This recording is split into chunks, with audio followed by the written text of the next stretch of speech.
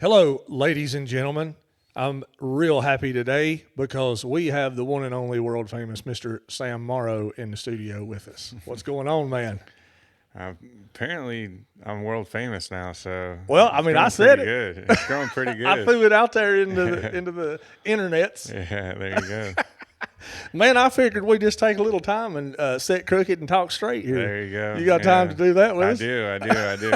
That's why I'm here. Hell yeah, man. Glad to have you here. Sure. Yeah, it's good to be here. We got to catch one of your shows in Bristol, Tennessee the other day. And man, that thing was a badass show. Thank you, man. Yeah, You that's a and cool your little venue there. yeah, the stockyard up there is Yeah. awesome. Glad to have something like that in East Tennessee. Yeah. That's Yeah. bringing in good talent Yeah. and doing the things that you're doing. Tell us a little bit about how you got into music. So, like how did you get started in this business? So I grew up in Houston, Texas, or kind of right outside of Houston, Texas, I guess, and I call it Houston just because it's easier. Yeah. And I grew up, I started playing music in churches, which is a lot of people's Everybody story. starts in the church. Yeah, Yeah. that's the way They it grew goes. up in Texas or the South or whatever. That's pretty common, but, I'm really grateful for kind of my time playing. And, you play in churches, you play with all these badass uh, musicians that are just kind of retired or Yeah. just got a real job or something like that. But there's a lot of talent, Oh yeah. that are just kind of sitting around. And so, you get experience playing with a band and um, playing with some older cats that are just better than you and, teach you a lot. And, from there, then I kind of dip toe into, some like hardcore and emo and screamo and all that stuff. I went through that phase, and I wanted to be a DJ for a little while. And I've been through pretty much every phase that you could go through, music wise. And in 2011, um, I had my struggles with drugs and alcohol for a long time. In 2011, I got sober, and being from Texas, I always kind of had this like punk rock kind of attitude where, oh, you're listening to country music or you're listening to southern rock, whatever. Yeah. I want to listen to something else, just because that's what the population was doing. Yeah.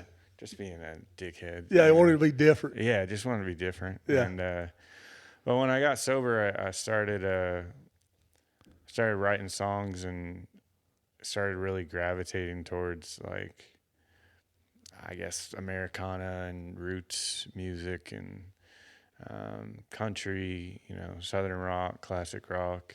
Yeah.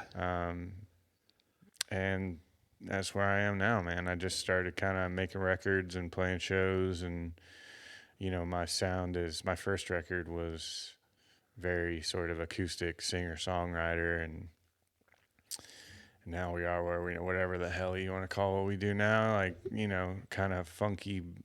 Well, it's kind of a marketing term, but what we've started to call it is Southern Boogie. Southern boogie. Yeah, Southern Boogie.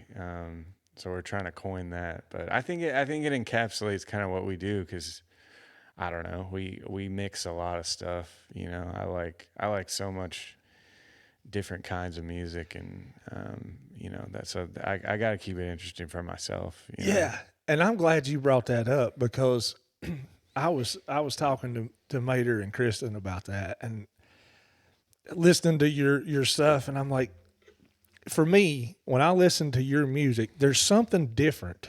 Mm-hmm. It's the vibe, it's the groove.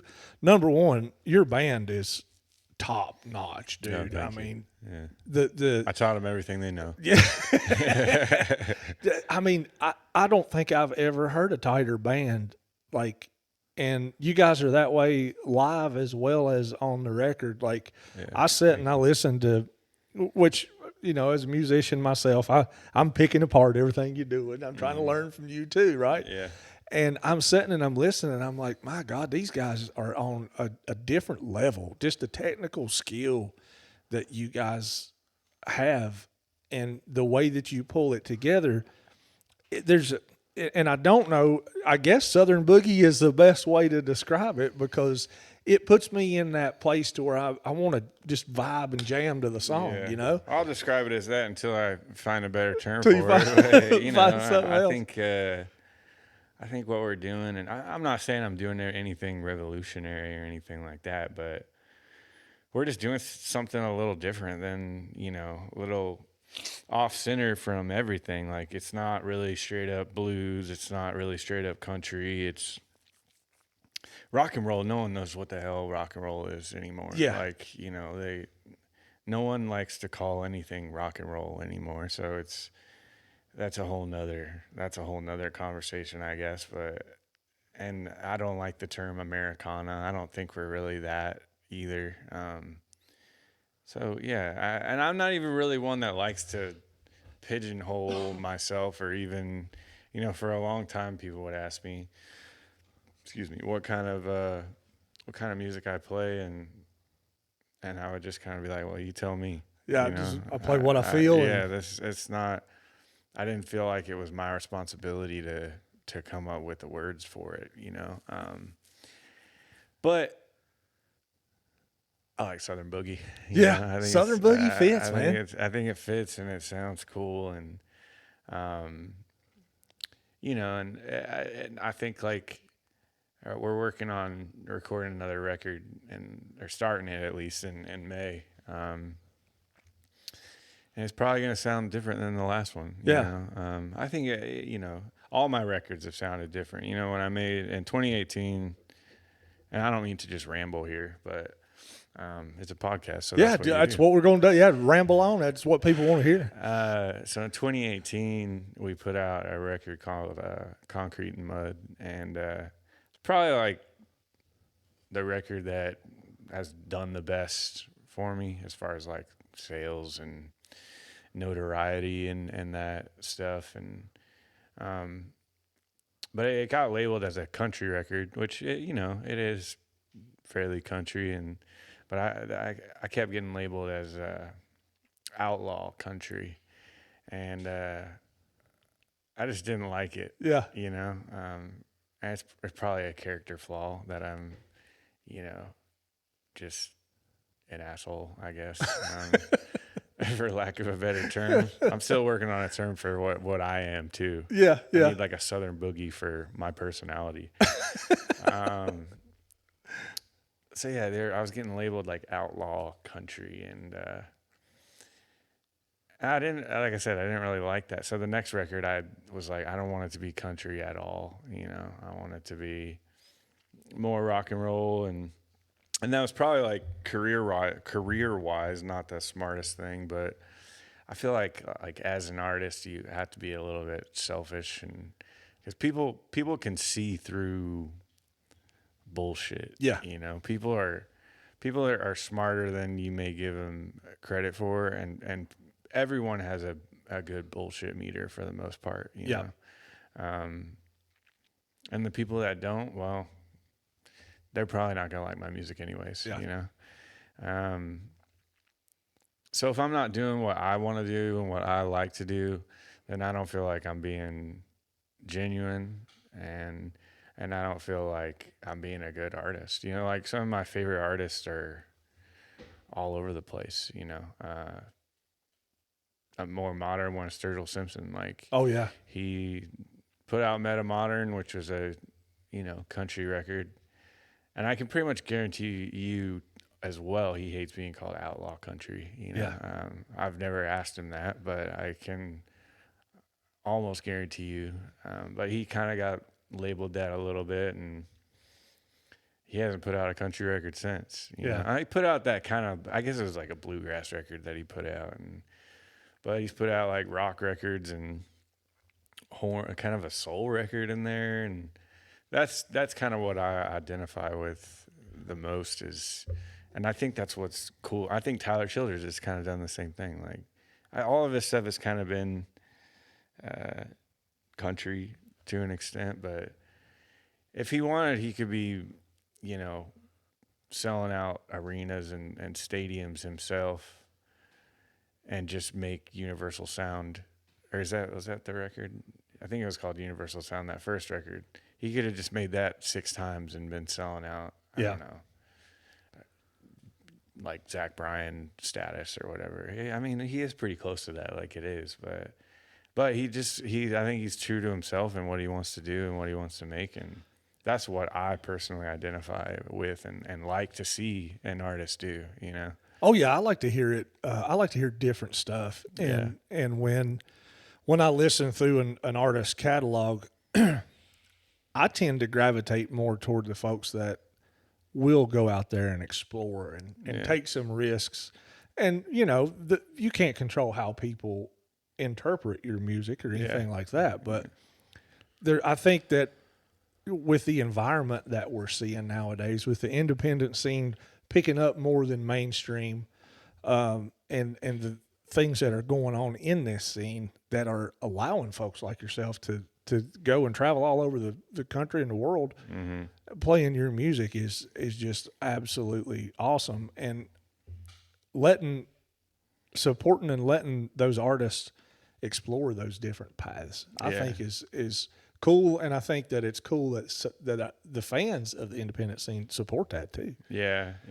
I think, you know, people hate on like streaming and Spotify and this and that, but I think I think it's important for us as artists to pivot, and I think that I look at like Spotify or streaming or whatever as a promotional tool. Yeah. And like, you can't make money selling records Nope. anymore. Like, and it's probably it's never going to change, you know, or you're never going to make money selling records anymore. You know, it's not going to be like it was. So, if you want to be like a lifer in this industry for better or for worse, then you got to pivot and not get hung up on like, oh, I'm not making any money from Spotify. Well, are more people coming to your shows from Spotify, you know, or are more people buying your merch, you know, because that's what you have to look at it as, you know, is that. And I don't really remember why I started talking about that, but well, and Spotify's a way I find a lot of music. Oh man, I love Spotify. Yeah, like, I find so much stuff on there, and I think like their algorithm is great, and I use this thing on there, the day list. It's kind of I don't know, within the last daily year. mix. Yeah. I think they do like 2 or 3 a day, and they're all called like something, you know, they'll call it like Sunday 70s jam band afternoon or something like that. And, you know, it'll be what that is, you know, and then, our kids have kind of messed up my algorithm, because now I'll get like, you know, Moana songs on there and shit. And, you know, there's this one Bryan Adams song that, our son likes, and, it was from what movie? Oh, from the movie Spirit. And it's tanked my algorithm, man. Oh man, I don't know. I got to figure out how to get him like a children's Spotify or something, man. But, anyways, yeah, I think it's a powerful tool for like discovering. I've discovered a lot of music on Spotify. I know that a lot of people that come to my shows have discovered me through Spotify, or a lot of people through XM too. Yep. A lot of people still use XM.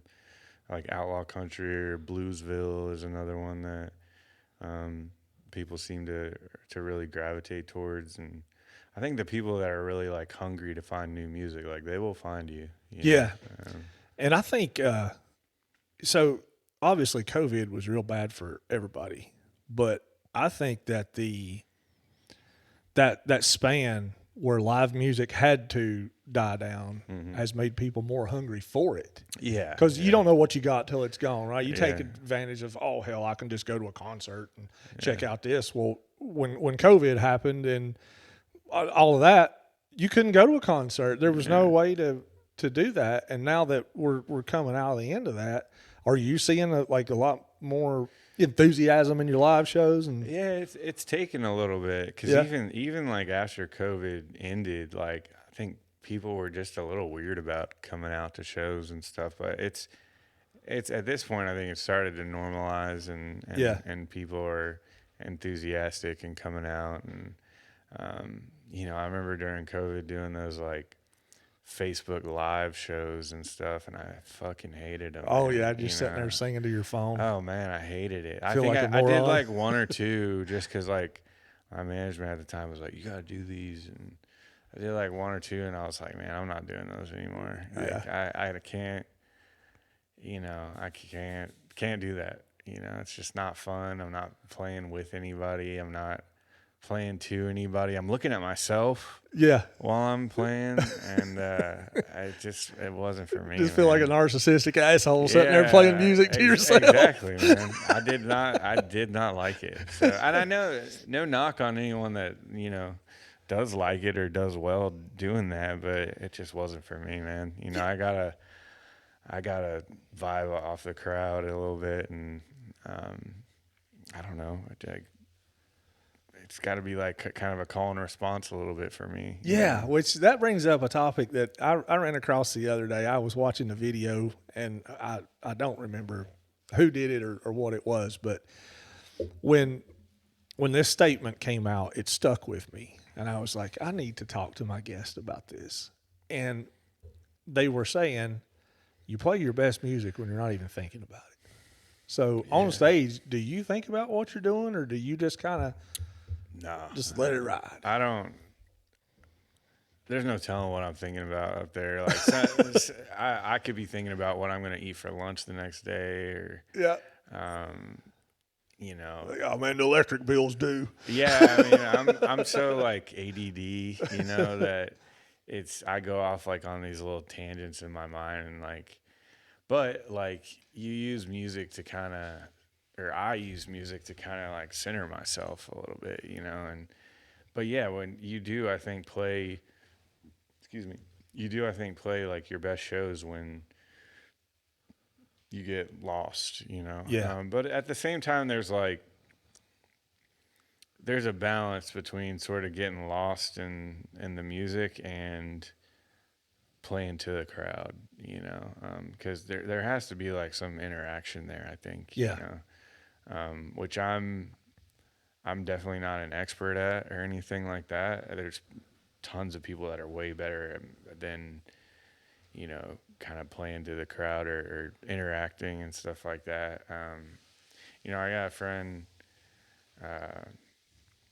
Josh Fleming, who is the singer for this band called Vandaliers. And he's so good at just grabbing the crowd. Yeah. Like one of the things that I've seen him do is, and I don't have the balls to do it, but if you go to a show sometimes and there's a decent crowd there, but they're not like right up on the stage. Yeah. They're kind of standing, Afraid of you. Yeah, they're a little afraid of you. I've seen him stand on stage and not play until they come to the front. Till they come up. Yeah, he's like, I'm not going to play another note until you motherfuckers get up here. Hell yeah. And I'm like, I mean, that's awesome. That's I don't have the ballsy. balls to do it. Yeah, but that's ballsy. Awesome. Yeah. But he does. And he's like, man, I know you kind of like know what they want more than they do sometimes, crowd wise, but I'm like, I don't know. I struggle a lot of times with kind of being an entertainer. You know what I mean? Yeah. Because it's a whole different thing from just being a musician. Yeah. Yeah. I'm glad you brought that up, because it is way better. I've gone to some shows with mainstream guys that just are great musicians but can't entertain at all. Yeah. Like, it's hard. It's a different like talent, man. Yeah. And it's good music. I mean, they're up there technically way better than anything else, but there's just, it doesn't have that live show feel to it. And like you said, that call and response kind of thing. Yeah. When that happens, it's like everybody's in the pocket. Oh yeah. Like, because everyone kind of feeds off of it a little bit, and it's hard. I don't have like necessarily an entertainer personality, so it's getting a little bit out of your comfort zone a little bit, and trying to like towing the line and still being yourself, but also realizing that the people that are there paid to be there, and your job is to entertain them. Yeah. You know, they paid whatever $20 to come see you entertain them so that they have a good time. You know, so it's something that like took me a while to even realize, you know. Was it weird for you when you took that step, and then you know when you walk on stage, those people are there to see Sam? Yeah, it is a weird thing, you know, and it you know, you can keep kind of going back and forth in your head, like, oh, well, if they're here to see me, then they're here to see the genuine me, you know, then it doesn't matter. But at the same time, you're like, but do they want to be entertained? What entertains these people? Like, you can, you know, as an artist, these are the kind of like internal conversations that you have that are, can be hard to navigate sometimes, man. Easy you to know? overthink, Yeah, too. Totally easy to overthink. You get in your head, and then I'm you're a like, chronic overthinker. You know, I'm very, you know, I stopped smoking weed almost 14 years ago, but everyone thinks I'm high all the time. You know, and that's just how I talk, and that's just my demeanor. And why was I talking about this? See, I look like a stoner even now. I forget what I'm talking about. Why was I? What were we just talking about? I was talking about getting in your head over the crowd. Oh yeah, that's right. So yeah, I might come off this way, but there's a shit ton of stuff going on in my head all the time. Yeah. You know, and that's probably why I have this demeanor, is because there's so much going on. Yeah, up too there. busy. You know, I'm too busy up here to. So there's it's a constant kind of struggle. Being an artist is, and like entertaining, and that is, it's not an easy thing to do, man. You know, it's hard, but I'm kind of I'm a lifer. Like I said, you know, I try to imagine myself sometimes. I feel like every artist, you know, who's kind of in a similar position that I'm in, it could be once a year, it could be once a week, that they ask themselves, is this what I should be doing? You know, is this what I need to be doing to support my family? Is this what I need to be doing to be happy? And, you know, so I'll have that internal conversation every once in a while, and I'll try and imagine myself doing something else. And in no situation am I happy, you know, besides doing what I love to do. Yeah. You know, so it doesn't really matter how much money I make, or of course it's nice to make more money. Yeah. I mean, money helps. It does. You know? Yeah. And I got a family to provide for, and it's a hell of a business, man. I do not recommend it. You know? Yeah, you gotta love it. It's a job you gotta love to do. You gotta love it, man. If it's just not, if that music is not your passion, don't try it full time. Yeah, it's not worth it, man. And it's touring is not glamorous. Brutal. You know, if you don't like travel, like I got some of the best musicians I know hate traveling, and they, you know, they'll do studio stuff and this and that, but this whole thing, this touring musician thing is not easy, and it's you know, God bless you, any of us out there doing it. Yeah, it's tough. It's tough, and go support. Like, I'm not even saying support me, you know. I mean, if you want to do that, but just go, if you like a record or you like something that you hear on Spotify, go to a show, or go to their website and buy a hat or something, you know. Support them somehow, you know.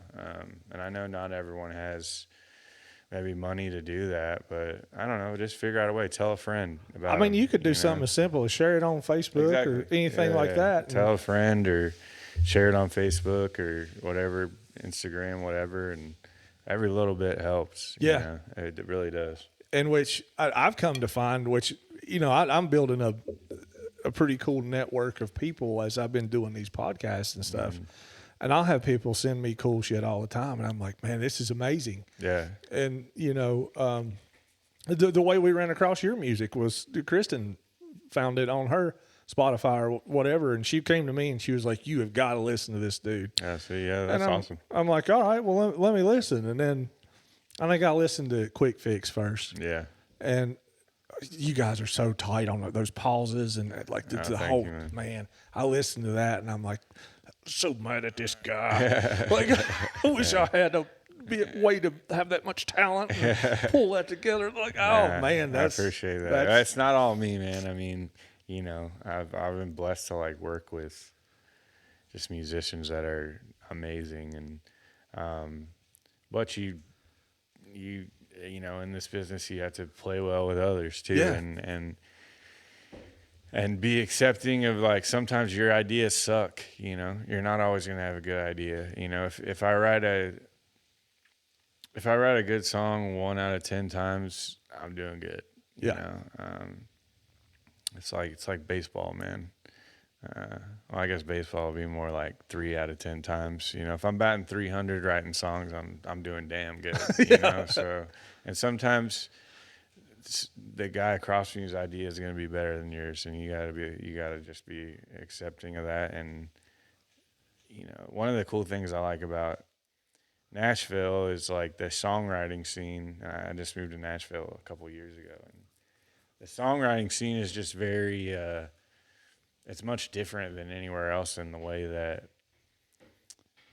people just get together and write songs. You know, it's not like we're writing a song for this or that or my record or your record or this movie or something. It's like, let's just write a song. Yeah. You know, and I think that's the way to go about it. You know, I get that there's, you know, times where you're maybe writing for a specific something, and that's fine, but I like it. I think it's a good way to have a community and support each other, you know. Now, do you prefer co-writes or do you prefer to write alone? I don't know that I have a preference really, but for a long time I did not write with anybody else. I felt like it was like a very personal thing, and you know, I didn't want to write unless I was in my room by myself with a candle in the dark or something. Yeah, you know, something you had that, the procedure that you had to go exactly. through. Like, I'm going to do the songwriting. Yeah, exactly. And I think at a certain point, like sort of a switch flipped in my head, and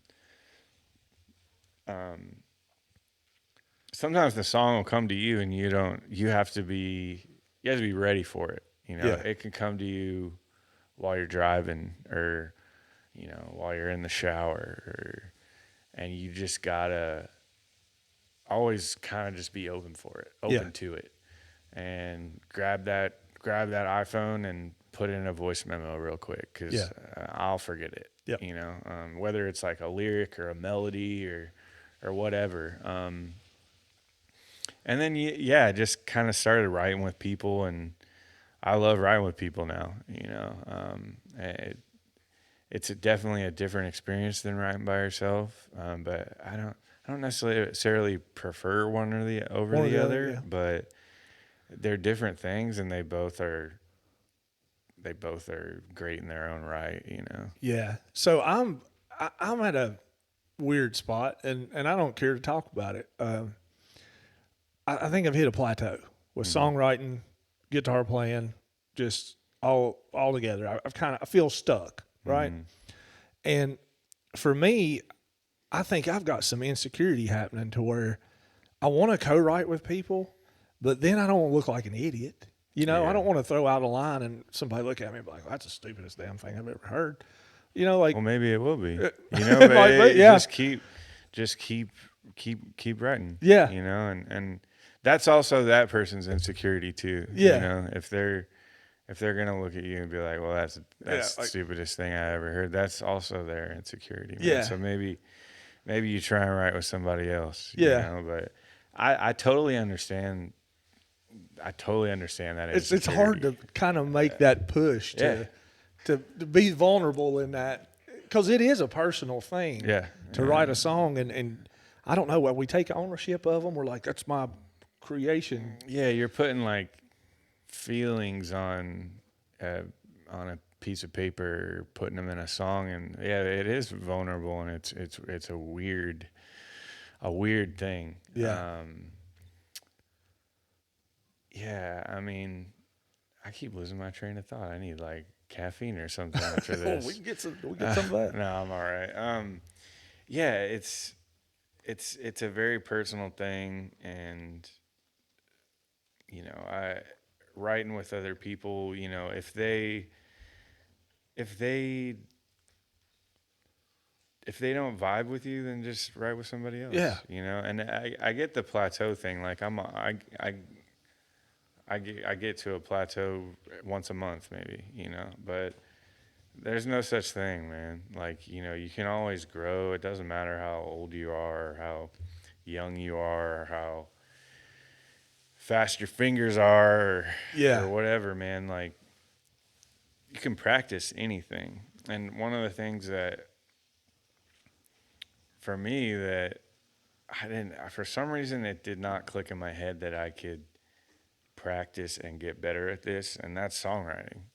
You know, for some reason, I was like, I had in my head that, like, it's not something that you practice and get better at. It's just you write songs, and those are the songs that you write. It sounds stupid, but that was my frame of mind for a long time. But like I said, you write songs, you get better at writing songs, and if you write one out of 10, 3 out of 10, then I think I'm doing pretty good. But you know, that means 7 or 9 of those aren't going to be very good, but that's Yeah. fine. You Yeah. know, that's everyone that does anything at all is going to fail. You Yeah, I know, mean, it doesn't matter if you're like mud and drywall or writing a song. yeah, You're not going to be great at it to begin. no, You've got to work, and I've noticed that. I've gone back to some of the old songs that I've written. I'm like, oh man, I could have done that a lot better after I learned more. yeah, You know, and I do, which it's kind of weird for me to sit across from a table knowing the music you do and yeah, hear about you talk about hitting plateaus as well because yeah, I think fans be like, "Oh man, they're so great." They don't ever see the struggles that you go through, and you're like, yeah, "Oh hell, I've got to like." You may know what you want for a particular song, or know how. Hey, we need to put a bridge in here. How do I get into it, or yeah, however that goes, and just not click right away. And right. it's work. You have to work at it. Yeah, those are all like technical things that you can like work at and get better at, you know. I think like something that helped me too is I I think just taking myself less serious, you know. Yeah, You know, like the first couple records that I wrote are very like serious, and I was writing by myself a lot, you know, and that's not really who I am. I'm not really like I'm not a serious guy, man. Like if you hang out with me for a half an hour, like most of the time I'm just making fun of myself or making fun of you or making fun of something, yeah, you know. You know, we were shooting guns earlier, and I was making fun of that, you know, like so, and I think like it took me a minute to apply that to songwriting, that like, oh well, like maybe this does make me sad, but I can make fun of that, you yeah, know. And maybe this does bother me, but I can make fun of it, you know. Like Heartbreak Man is a song on, and kind of Concrete Mud was a little bit of like the turning point for when I kind of figured that out.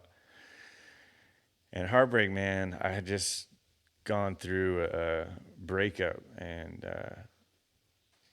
I had kind of broke things off with her, and it was a tough breakup. But what helped me get over it, like kind of therapeutically through songwriting, was writing a song about how acting like I was this badass who just went through and broke women's hearts like it was nothing, Yeah. you know? And that's not me, you know. I'm sensitive to other people's feelings, and but writing a song about this guy who was me, a heartbreak man. The lyrics are, "Oh, I'm a heartbreak man. You should have known better." Yeah. Like I'm just this badass, which I'm not, Yeah. you know. But I think just writing songs where you can poke fun at yourself really helped me. So try like a different. If you feel like you're at a plateau, try a different approach to it. You Yeah. know, try and not be so serious, or you know, if you're writing about, you know, if you're writing about a feeling, well, maybe start writing about an object. You know, Yeah. if you're writing about how you're feeling right now, maybe write a song about how something else makes you feel, or about not even necessarily how it makes you feel, but you can write about, I don't know, just tell a story about when you went to the Eiffel Tower or something. I don't know. Yeah. Just You know, just something. something You random, know. just to kind of get everything going. Yeah, you just get in a funk, man. You Yeah. know. And I've noticed the ones that I've wrote that are the best are those like 10-minute songs. Yeah. I'll, Yeah. I'll have a hook, Well, and that's because it'll start flowing. That's because you're ready for it, man. Yeah. That's what I'm saying. Is like it could come to you in the car or in and whatever, but you just got to be ready for it. Yeah. And not all of them are going to be that way, but Yeah. but yeah, I mean, a lot of times it's that overthinking it, and you can't overthink it too much, and but again, there's a balance there, and I could go in circles and circles, Yeah. but, you know, so Well, one of them, one of your songs that reached out and grabbed me was a cover, and that was the "Addicted to Love" that you did. yeah, Now, I will have to say that recording of that song is a damn masterpiece. oh, thank you. And from my perspective, not that I matter, but from my perspective as a music lover, you took that song and made it yours, but still kept like you hit the razor's edge on still keeping it recognizable, but you know when you hear it, like it has been Samified, Yeah, and it's yeah, damn good Samified. yeah. How did that come about? Like, how did you? Number one, how did you pick to do that song? Yeah. And then, like, when you guys were arranging that and putting it together, can you give us a little insight on what happened? Yeah, so I'm a big fan of like the 70s Mm-hmm. and stuff that, you know, came out of that era, music wise and even fashion wise and stuff like that. But so Robert Palmer did a record, his first record was recorded in the 70s, and I don't remember exactly what year, but probably like late 70s. And he did it with Lowell George, who's Little Feat, frontman of Little Feat, or was. He died in probably a little bit after this record was made, actually. He died late 70s, I believe. And excuse me, I keep burping in this mic. Yeah, I'm over here coughing, but it's allergy season. Yeah, burps, that means allergies. Yeah. I'm going to stick with that. Yeah, I tried. So the Meters were the band on this record, and Lowell produced it, and called Sneakin' Sally Through the Alley. And it's like one of my favorite records. And, you know, it's very funky 70s kind of sound. And then the 80s came around, and, you know, that whole the sound changed, and I'm not as much of a fan as how the 80s sounded with, you know, just kind of big synths and very processed. I never got into the synthesizer thing. Yeah, Like, I mean, I think it I like it sometimes, but it's just not my thing. Yeah. Man, you know, and the drum sounds are different. They're very kind of big and blown out, and yeah, so I love this record so much, and I think that Robert Palmer was such a talent. Like he's got one of the most underrated voices ever, and he writes great songs. And so I was like, well, why don't we do probably, I mean, his most popular songs, "Addicted to Love," Yeah. just do it in the vein of like if he would have recorded it in the '70s, Yeah. And so that's kind of the approach we had at it. And I've done the same thing with, other songs too. With we do like a cover of Sharp Dressed Man, ZZ Top, and that song was on a record, Eliminator. I think it was on Eliminator, I believe it was. 80s record. And Yeah. same kind of thing, just sonically not really my thing, but I've always loved this song. And so I did it. We do it kind of in the vein of maybe how they wrote it, or how it would have been recorded if they recorded it in the '70s, and part of like doing a cover for me is making it your own. Like, Yeah. Because I don't, nothing against being a cover band, but that's not really what I'm trying to do. Yeah. And I think if you take a good song and make it your own, it can be really fun and a really cool thing. Yeah. Which, I mean, you guys nail it. Like I say, that Addicted to Love. And then I got to hear Sharp Dressed Man at your live show, man. And just, when I see that, like, I can't stop. Like, I just get locked in to the show. I'm like, this is musicianship right here. Like it's the definition of why we write songs and we go out and we play live shows, because you're going to see something different that you can't get anywhere else. There's no way to get that version and the way that it comes across and the delivery. Man, it's just badass. It's funny to see, because when we start Addicted to Love, and it sounds nothing like Addicted to Love, and then I'll kind of start singing it, start singing the verse, and like it's funny to see people's faces, like, They're like, wait, what? I know this one, and then you hit the chorus, and they're like, holy shit, it's that one. Yeah, it's that song. It's that one in particular is funny to see people's faces, man. Which I wish I would have thought about that when I was at your live show, because I would have paid attention and been like, what are people doing? Yeah, people, that one, like I said, that one in particular, there's always at least one person that's like, huh?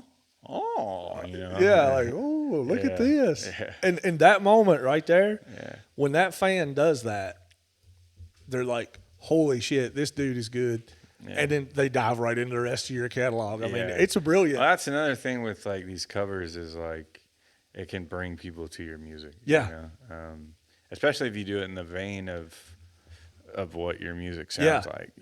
And when I hear that, I know, that's Sam doing it. And man, it's so good. Thank you, man. Yeah, that was really fun to do. Yeah, I would have loved to have been a fly on the wall in the studio and just watch that come together and see the conversations of you guys talking about, well, okay, let's do this. And man, God, that's so good. Thank you, man. I can't. It's weird to listen to the original now, for me. Because it's like, man, that's what it sounds like.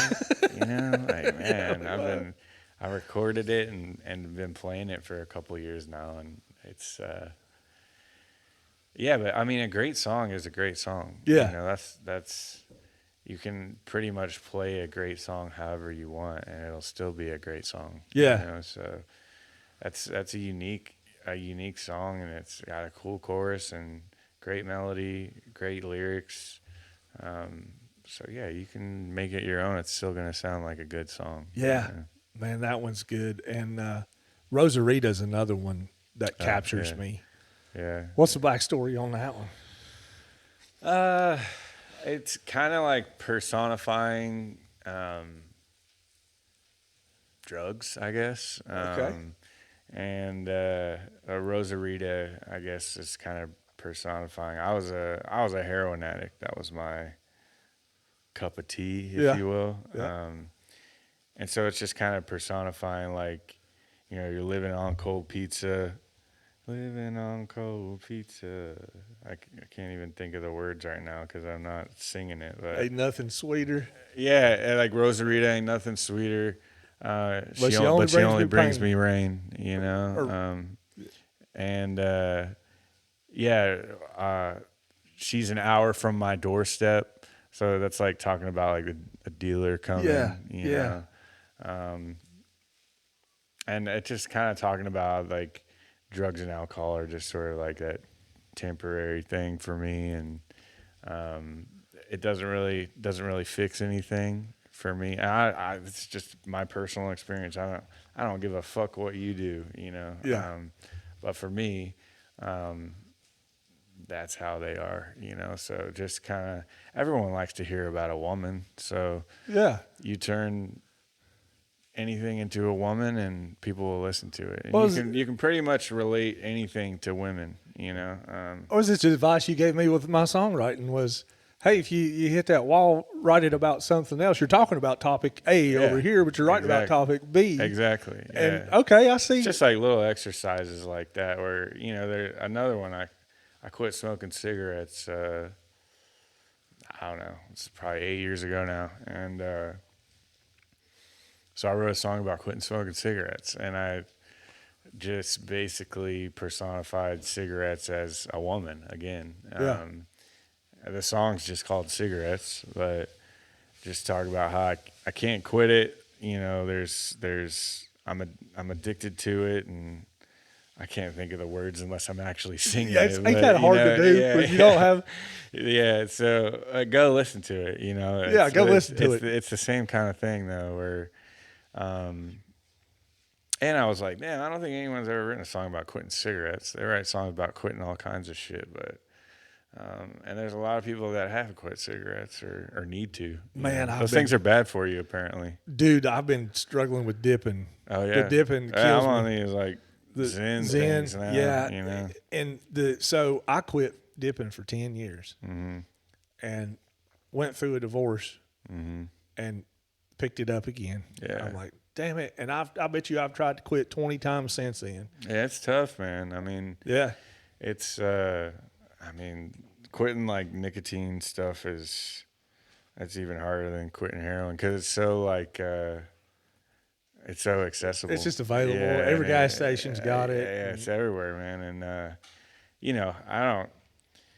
Nicotine and like caffeine is all I got left, so I'm like, I'm not quitting yeah, it. you're I'm gonna not hold quitting it out. anytime soon. Apparently, these aren't that bad for you, but who the fuck knows, man? You know, Everything's like, bad for you anymore, yeah, right? I mean, like it's all bad for you, man. You Damn know, eggs. Used to be eggs would kill you, and then they're healthy. You got to I eat know. eggs. Like Yeah. shit, pick one and stick with it. I mean, apparently, like the chemical nicotine is actually, I mean, it's the addictive chemical, but it's actually can be pretty good for you. You know, like it's a nootropic and all. Not to get all into the science of it and everything, but yeah, I'm gonna stick with these for now. You Yeah, know? yeah, just stick with it. Which I mean, I'm trying to cut back on my drinking a little bit because, Yeah, man, alcohol and I love bourbon. That's my thing. yeah, Like, we go to the Kentucky and tour the distilleries all the time, yeah. but it just makes me feel like shit. And It's an awesome thing, but it's like poison for your body, yeah, man. Your body, it's so bad for you. But I get it, man. I get it's fun, and yeah. it's a good way to just kind of ease your mind. And I don't have to preach to y'all about how alcohol makes you feel. You know how it makes you Oh feel. yeah, everybody It's knows. awesome, man. Yeah, But me, I've got an addicted personality, and I just like react differently than maybe a normal person that drinks or does drugs, and it's just better for my happiness if I don't. But I wish I could and still be, you know, on the straight and narrow, but you know, it is what it is, man. I got my zen and my caffeine and your music. and my music, and um, you know, I can't judge anybody for doing what they want to do. You Yeah, know? yeah, and that's, everybody's going to do their own thing, and if you struggle with it, then there's all kinds of help available, and Oh it's yeah, yeah. And I'm never one to like, you know, tell you what you can or cannot do, but if you want help, I'm always there to Yeah. help or talk to you, or I'm no expert or anything. I can only speak on my personal experience with it, but I think part of uh, kind of the most like one of the most powerful things in the human experience is just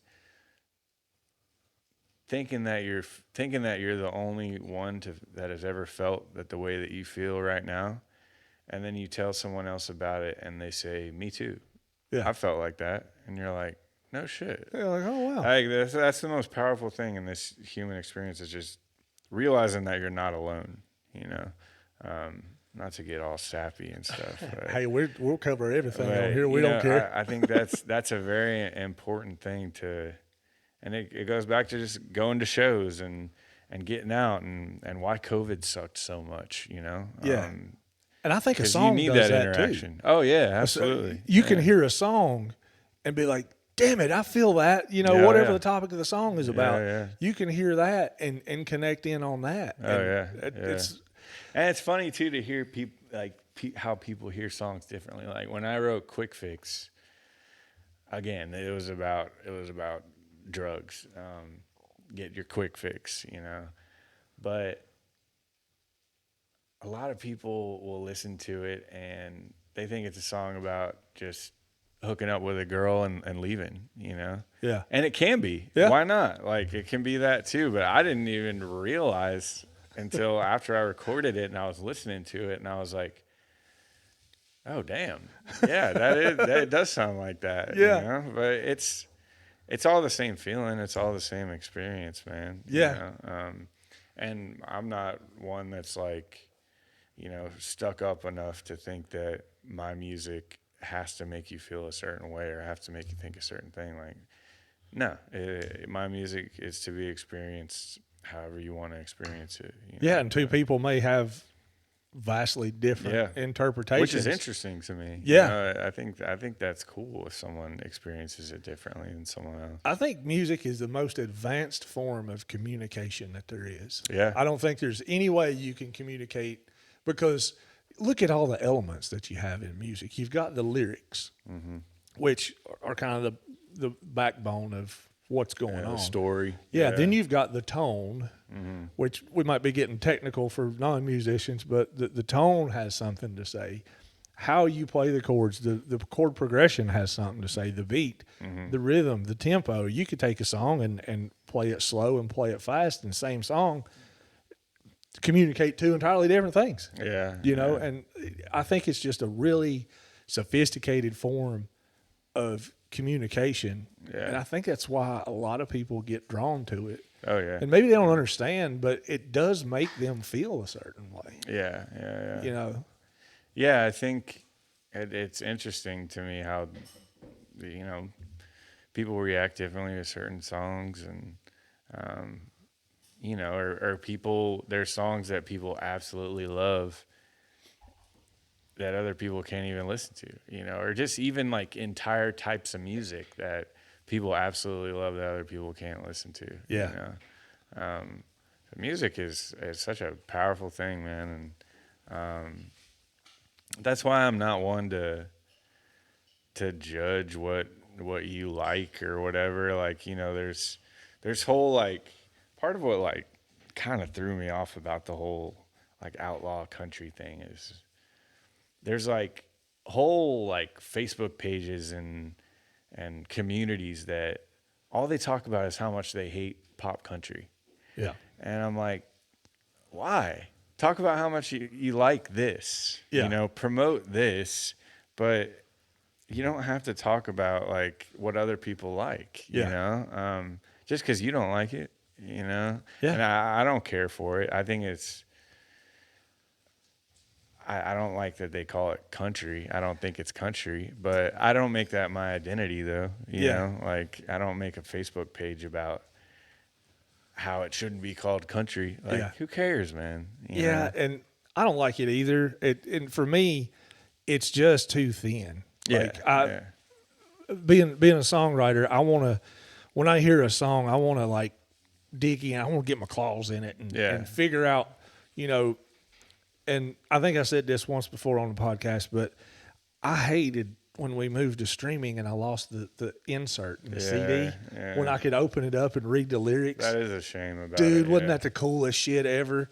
You waited for that release, and you got it, and you got home, you put it in your CD player, and then you just sat there and read the lyrics. Which they're starting to do now on Spotify. I think you can put like lyrics in and stuff like that, which is cool. But I know what you're talking about. Yeah, and there was something to me just about holding that something little, like tactile about it. You know? Holding that little piece of paper and listening and just vibing out to that song was just fucking awesome, man. Yeah, man. Yeah, that was that's the shit. That was good times. But hey, we're in a different time now, and the cool thing is we're getting a lot cooler music. Yeah, because there's a lot more just access to it, and you might have to look a little harder for it, but you know, I'm all about just promoting good music and not necessarily, you know. And that's what I do here with Rock House Music Alliance, and that's what we're all about is we try to find good music and promote and get that out to people. That's why you're here. Yeah. You know, we ran across your music. You might not like my music, and you're wrong, but you know, hell yeah, you're wrong. You know, you might not, but you might like, you know, what they play on, you know, pop country radio or whatever, and that's totally fine. But I think those people are just looking for something different in music than like you or I are. You know, which is fine. You know? That's totally cool. You know, I don't like most of the stuff my wife plays. You know, and she doesn't like what I play, but she's still my wife. Yeah. You know, like we don't. It's not a thing. Yeah. Know? See, I'm a blues guy. Yeah. Like anything blues is going to capture me. I don't give a damn if it's resonator guitar Delta blues or just full out. I mean, like wide open Texas, rocking, Stevie Ray kind of screaming stuff. Guitar blues. I love every bit of. I love blues, and it's awful hard for me being in East Tennessee to play blues. Yeah. This is not a blues scene. It's a country scene. Yeah, but blues. Everything came from blues. Yeah, man. It all came from foundation. Country, rock and roll. You know, all that stuff just came from blues. Yeah. You know, it's all 1-4-5, you know, throw a 7 in there every once in a while. Yeah. You know. And taking that and making a damn good song out of it is amazing because it does typically follow the 1-4-5 pattern. And you know, when you can take that and then find those other elements that elevate that song. Yeah. That's artistry. The blues communities are the same way. Like there's people within the blues community, because I'll get like blues comparisons a lot and stuff. And you know, there's people that are like, well, he's not blues, you know, he's not following the formula. And I'm like, there ain't no formula to music. Fuck off, man. Yeah. You know, like, I just don't care, you know. Don't call it blues for what you know, you either like it or you don't. Hell yeah. There's music that you like and there's music that you don't like, you know. Or there's good music and bad music. And that's it. And you don't really even have to talk about the bad music. Yeah. Man, you know? You do the good music and I do the bad music. And we've got everything covered and everybody's happy. yeah, exactly. Man. That's the way it works. Yeah, I'll handle this in. You've got that in. We're good to go. It shouldn't. It's not bothering me what you're doing over there. You know what I mean? Yeah, man. I mean, just it's also like it's someone's creation, man. Yeah. You know, and let them create. It's obviously doing something to make them happy. Oh yeah. You know. Yeah.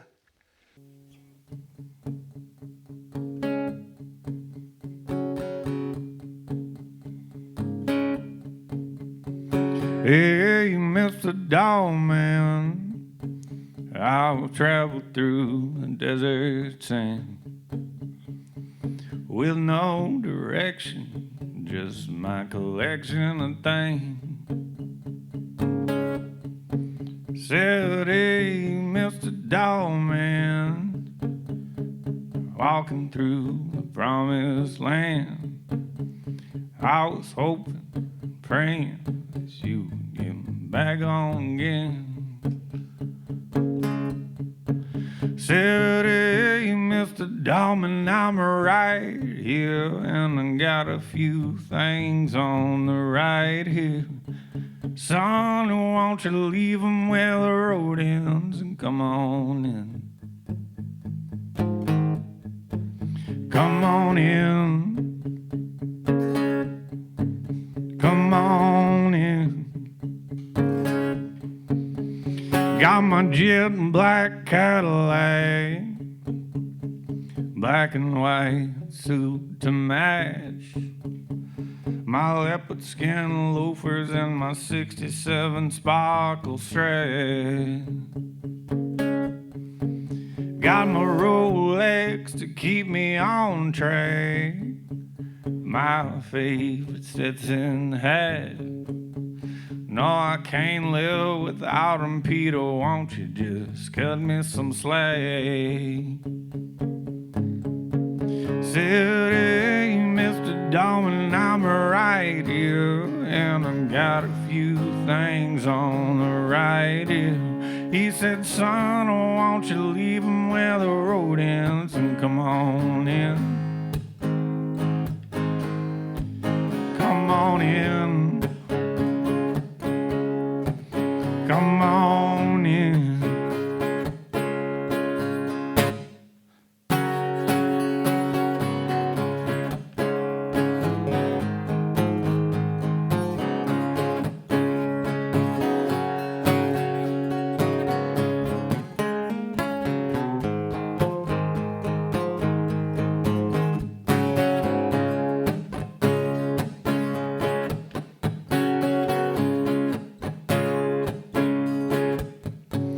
Worked hard all my days. I handpicked all these things. Now you're closing the gate and you're telling me to throw it away. Yes, I punched my ticket to ride. I waited on the wings to fly. I'm in no man's land, ain't ready to say goodbye. Said, hey, Mr. Dallman, I'm right here, and I got a few things on the right here. He said, son, won't you leave 'em where the road ends and come on in? Said, hey, Mr. Dallman, I'm right here, and I got a few things on the right here. He said, son, won't you leave 'em where the road ends and come on in? Come on in. Come on in. Come on in. Come on in.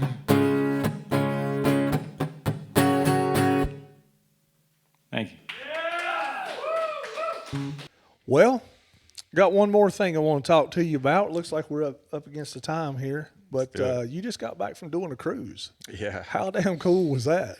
Man, it was awesome. I'd never been on a cruise before, period. I was a little worried about the seasick. Sick, yeah. Because I do get motion sickness and stuff, but I didn't even know I was on a boat the whole time.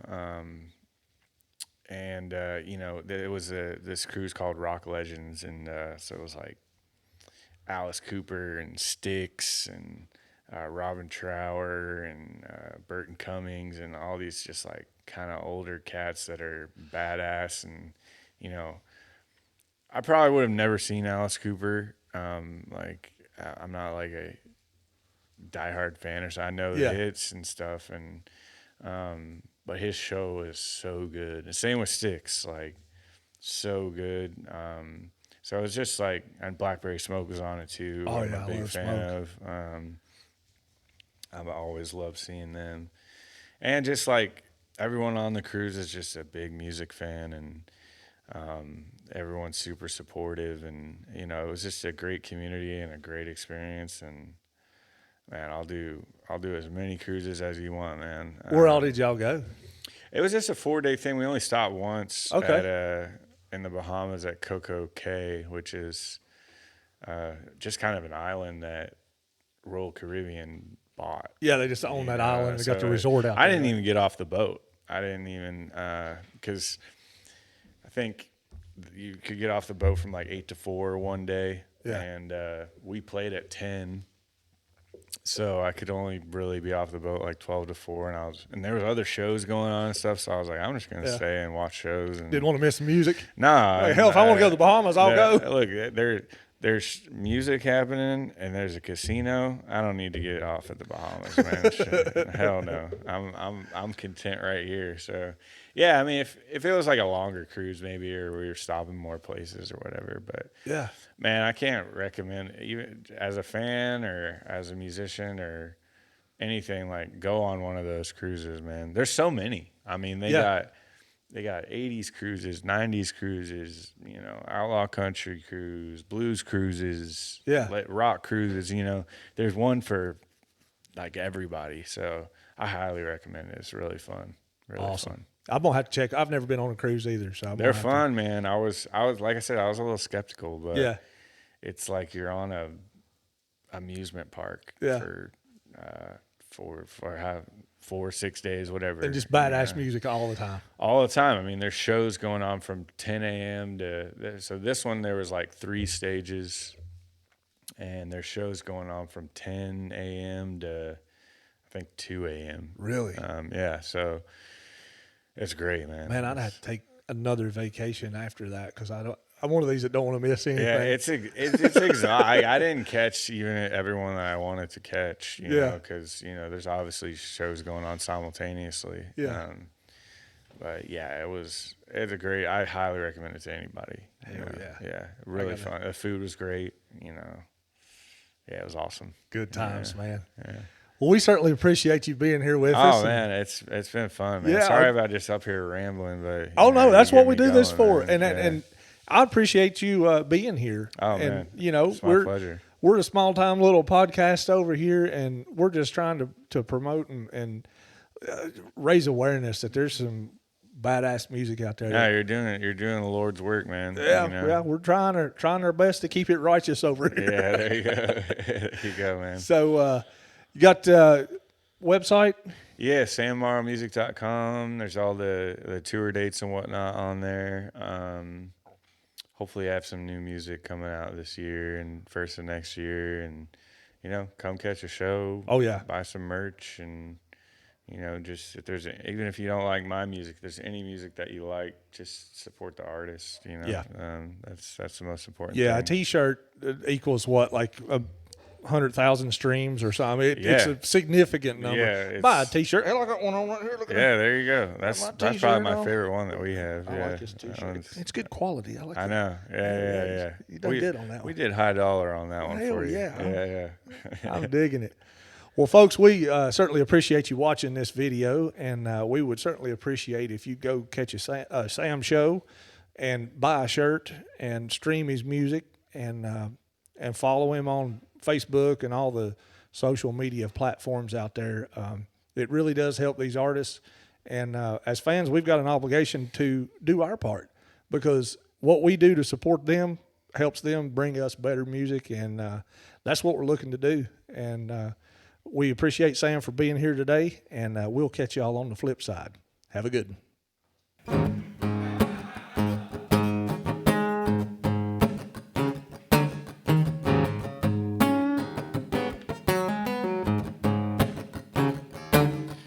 East Coast, West Coast, in between, don't get in the way of a man chasing his dream. Gonna get burned, gonna get set free, yeah, the road waits for me.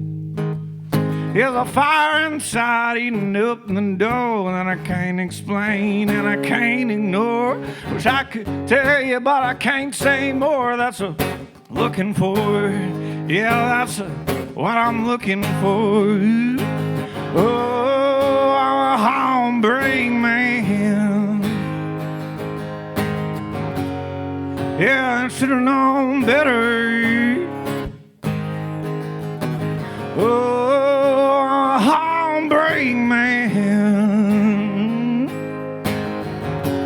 never gonna piece together, yeah, Heartbreak Man. No.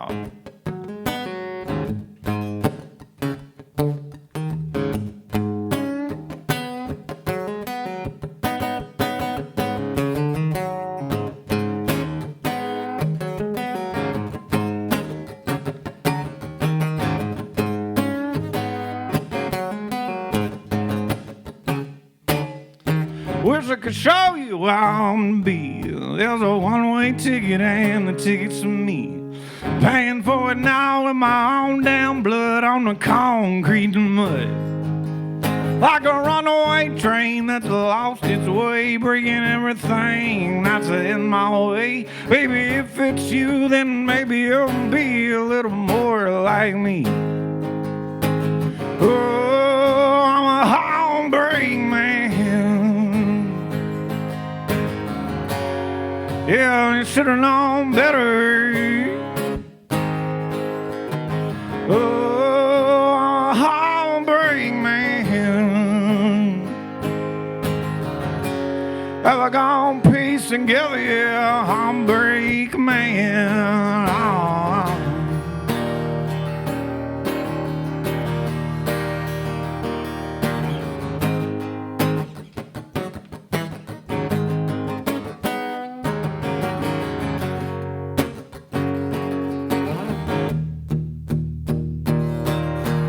Oh, I'm a heartbreak man. Yes, you should have known better. Oh, I'm a heartbreak man. Yes, you should have known better. Oh, I'm a heartbreak man. Oh, yeah, you're never gonna piece together, yeah, heartbreak man. Never gonna piece together, yeah, heartbreak man. Never gonna piece together, yeah, heartbreak.